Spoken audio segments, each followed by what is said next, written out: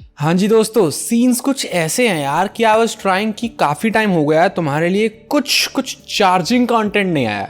Like I would not name it a motivation, क्योंकि in general काफ़ी वो reality से दूर होती है, काफ़ी आइडियलिस्टिक होती है और काफ़ी ज़्यादा पुशेबल होती है कि मैं तेज तेज चिल्ला चिल्ला के बोलूँगा और तुम्हें कहूँगा कि तुम उठ के काम करो और तुम एक बार चार्ज हो जाओगे थोड़े से। But that's not called motivation. जो बहुत से यूट्यूबर्स दे रहे हैं और अपना बिजनेस चला रहे हैं, उसको मोटिवेशन नहीं बोलते।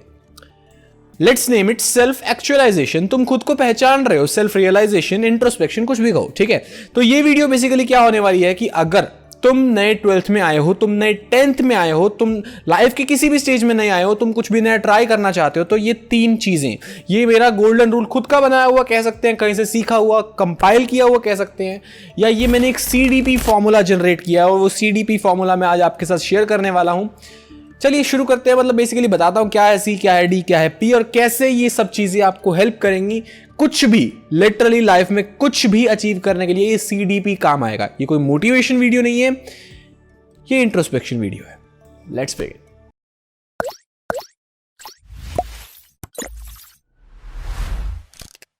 तो भैया C का सरल सा मतलब है कंसिस्टेंसी, ठीक है। कंसिस्टेंसी जो है ना, आपने बहुत जगह सुना है, बहुत लोगों को सुना है, मुझे पता है आप बोर हो चुके हो।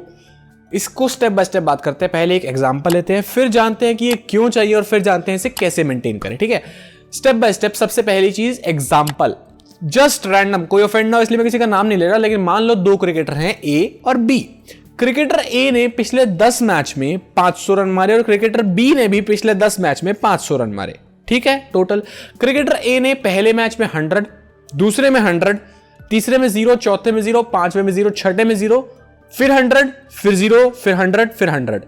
मतलब काफी इरेगुलर, कभी 100, कभी 0, कभी 0 0 0 लगातार 3 मैच में 0 पे आउट हो गया, कभी 2 मैच में 100 मार रहा है, कुछ फिक्स नहीं है। और दूसरे B क्रिकेटर ने हर मैच में सेम, मतलब 49, 51, 48, 52, उसकी रेंज यही है, हाफ सेंचुरी के नियर अबाउट रहता है वो, ठीक है। और दोनों के टोटल रन पिछले 10 मैच से 500 है। आप अपनी क्रिकेट टीम बना रहे हो, आपको किसी प्लेयर को खरीदना है, आप किस प्लेयर को प्रेफर करोगे, प्लेयर A को या प्लेयर B को?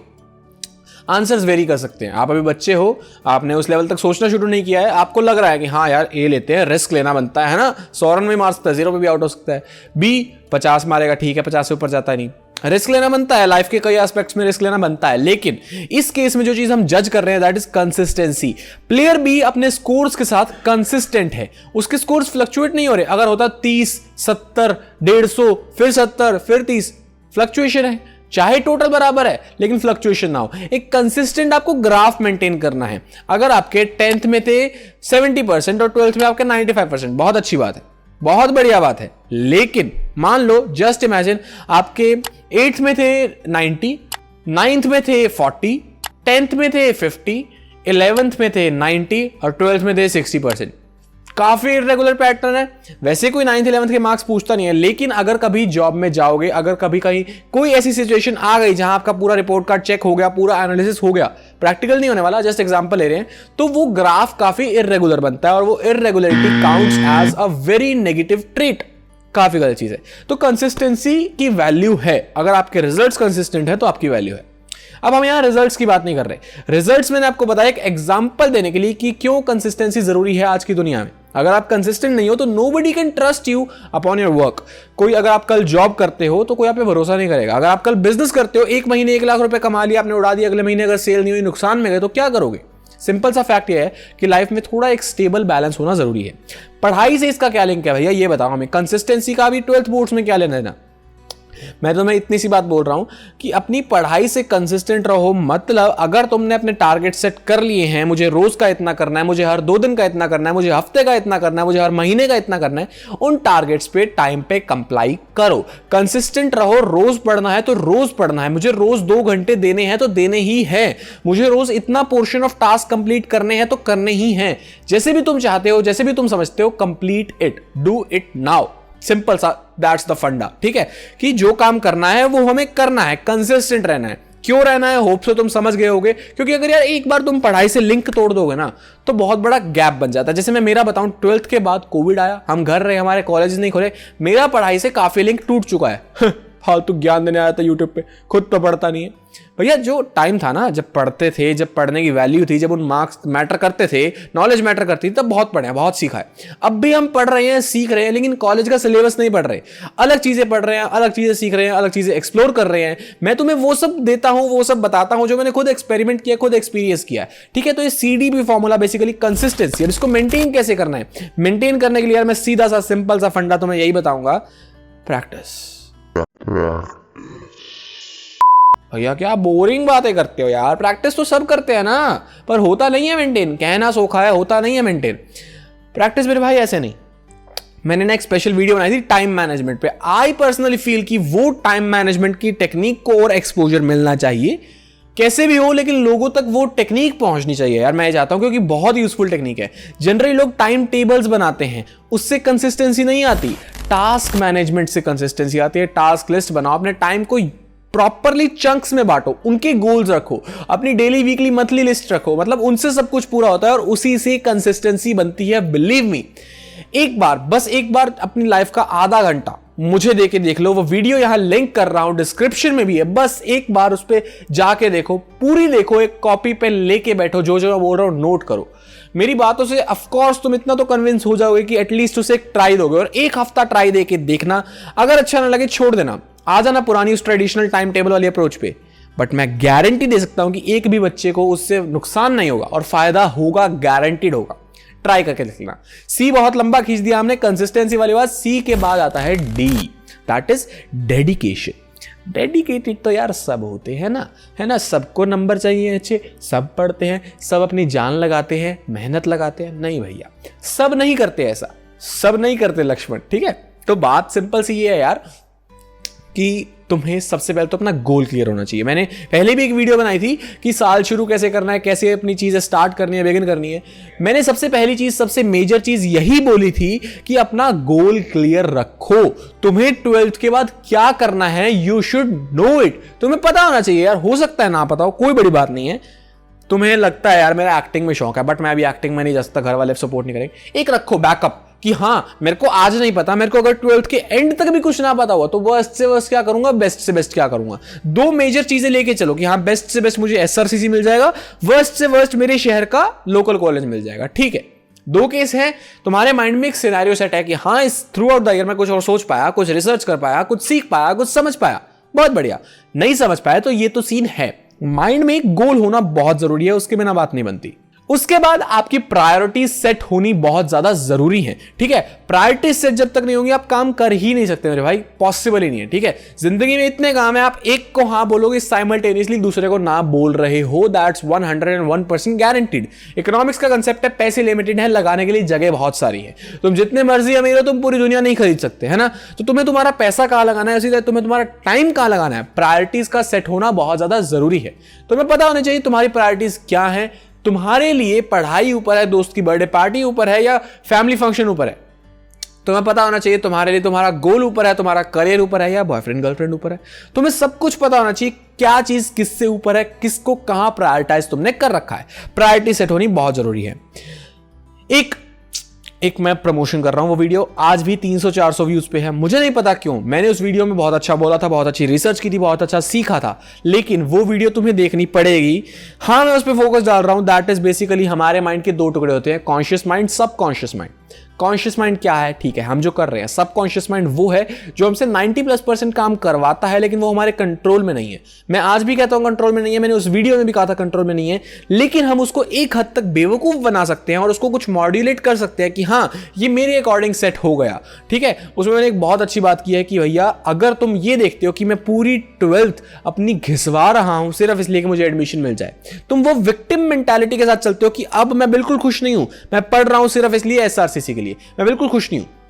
पढ़ जाओगे, कोई दिक्कत नहीं है, एक बार को मिल भी जाएगा SRCC, बट ये 1 साल की गेम है ना 12th, इसलिए लाइफ में ये अप्रोच नहीं चलती। अगर तुम्हें लाइफ की लंबी 30, 40, 50 साल की गेम खेलनी, तुम ये सोचते हो कि हाँ, मैं इतनी मेहनत करूंगा, मैं खुश नहीं हूं, मैं रिजल्ट से खुश हूं। अगर तुम उस रिजल्ट से खुश हो और तुम उस जर्नी में खुश नहीं हो, तुम खुश रह ही नहीं सकते और तुम वो रिजल्ट कभी अचीव कर नहीं पाओगे, गारंटीड है। वो वीडियो देखना, तुम्हें पता लगेगा कि इस जर्नी को एंजॉय कैसे करना है। अरिजीत सिंह के गाने में लाइन थी, सफर खूबसूरत है मंजिल से भी।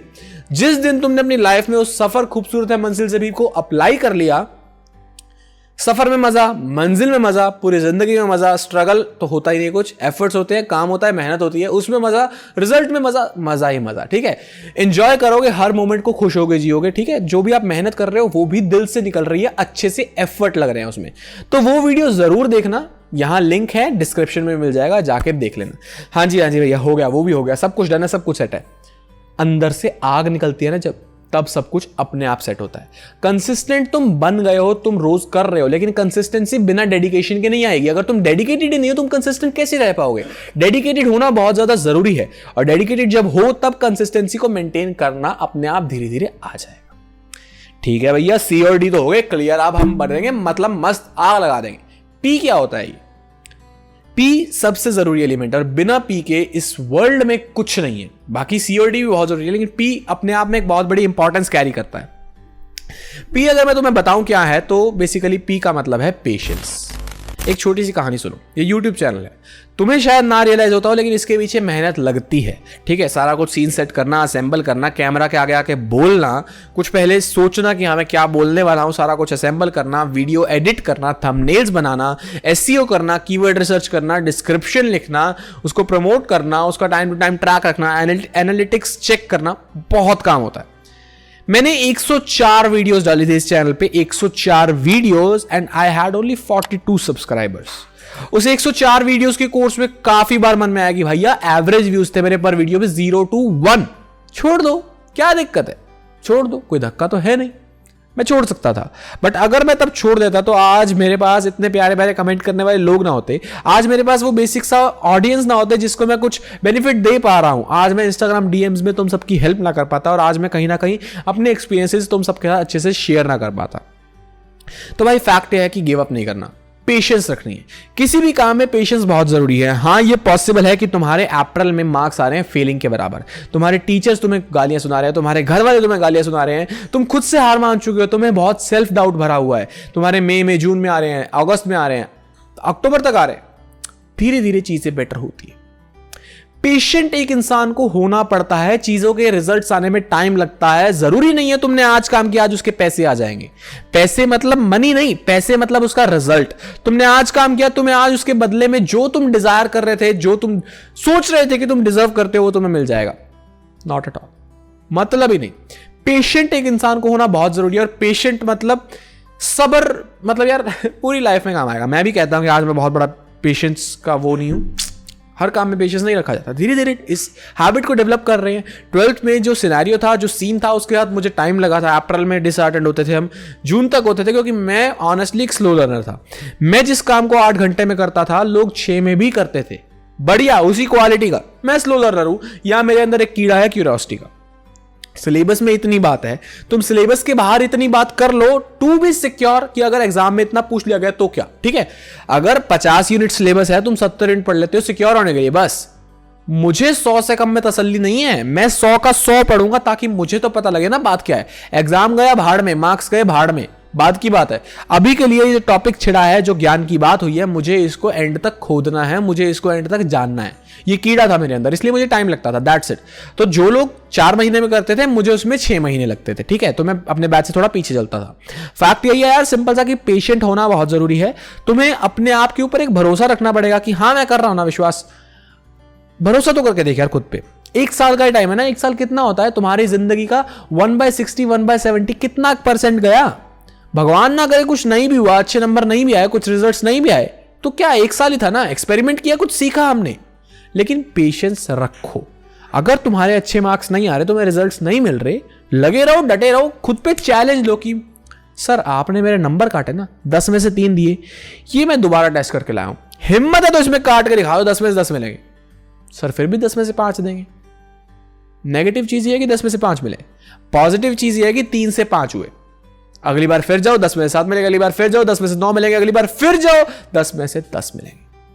फैक्ट यही है मेरे भाई कि पेशेंट रहो, अपने आप पे बिलीव रखो, डेडिकेटेड तुम हो, कंसिस्टेंट तुम हो। पेशेंस आने के साथ साथ सारी प्रॉब्लम सॉर्ट आउट हो जाती हैं, वरना 90% स्टार्टअप्स फेल क्यों होते हैं, 98% लोग उस मीडियोकर ब्रैकेट में क्यों रह जाते हैं, ठीक है। मैक्सिमम जनता क्यों कुछ मतलब एक्स्ट्रा ऑर्डिनरी अचीव नहीं कर पाती, वो पेशेंट नहीं है, उनको फास्ट क्विक रिजल्ट चाहिए। आज मैंने काम किया, आज मुझे रिजल्ट मिल जाना चाहिए, दैट्स इट, प्रीटी सिंपल, इतनी सी बात है बस। होप सो तुम समझ चुके हो यार, ज्यादा डीप में नहीं जा रहा मैं, ठीक है। जो वीडियोस लिंक करी थी वो सब देख लेना। सबसे जरूरी टाइम मैनेजमेंट वाली और कौन सी सबकॉन्शियस माइंड वाली, ये जरूर देख लेना। तुम्हारे मन में कुछ भी चल रहा है, लिटरली कुछ भी चल रहा है ना, नीचे कमेंट सेक्शन में मुझे बताओ, जो भी तुम्हारे मन में ना बताओ, अच्छा बुरा नेगेटिव पॉजिटिव बताओ। और यार आजकल ना रिस्पॉन्स बहुत ठंडा चल रहा है तुम्हारा, मुझे पता है, साल शुरू हुआ है और बच्चे इस टाइम पे वीडियो नहीं देखते, सीरियस नहीं होते। साल जब एंड होता है, एग्जाम्स आते हैं, तब आते हैं हमारे व्यूज बहुत ज्यादा। लोग इस टाइम शांत बैठे हैं, बाकी यूट्यूबर कुछ नहीं डाल रहे क्योंकि व्यूज नहीं आने। मुझे तुम्हारी कदर है, मुझे पता है तुम्हें साल के शुरू से गाइडेंस चाहिए, जितने व्यूज आएंगे बढ़िया, लेकिन तुम अपने एंड से जितना फैला सकते हो फैलाओ। एट द एंड में यही कहूंगा, पेशेंट के साथ साथ ना स्ट्रेस मत लेना, माइंड को चिल रखो यार। हम मेहनत करेंगे, हम नंबर लाएंगे, बर्डन नहीं रहेंगे। सिर पे एक तलवार लटकेगी कि हाँ काम करना है, नंबर चाहिए, लेकिन उस प्रेशर को अपने ऊपर एक विक्टिम मेंटालिटी में कन्वर्ट नहीं करेंगे कि यार क्या कुछ करना पड़ रहा है मुझे, मैं परेशान हूं, ठीक है, मैं इस चीज का विक्टिम हूं, मुझे ये सहना पड़ रहा है। खुशी खुशी सब कुछ ले रहे हैं, काम करके दिखाएंगे। Take everything as a challenge, that's it. आज की वीडियो ही खत्म करते हैं, बाय बाय, बहुत लंबी हो गई है। रिव्यूज जरूर देखे जाना है, बिना रिव्यूज के मत जाना। और जो 2 वीडियोस मैंने बताई थी, एक ये रही टाइम मैनेजमेंट प्लेलिस्ट और एक सबकॉन्शियस माइंड वाली वीडियो ये रही, यहां टच करके होगा सब्सक्राइब, बस कर दो, बहुत देर हो गई है यार, ठीक है, बाय बाय।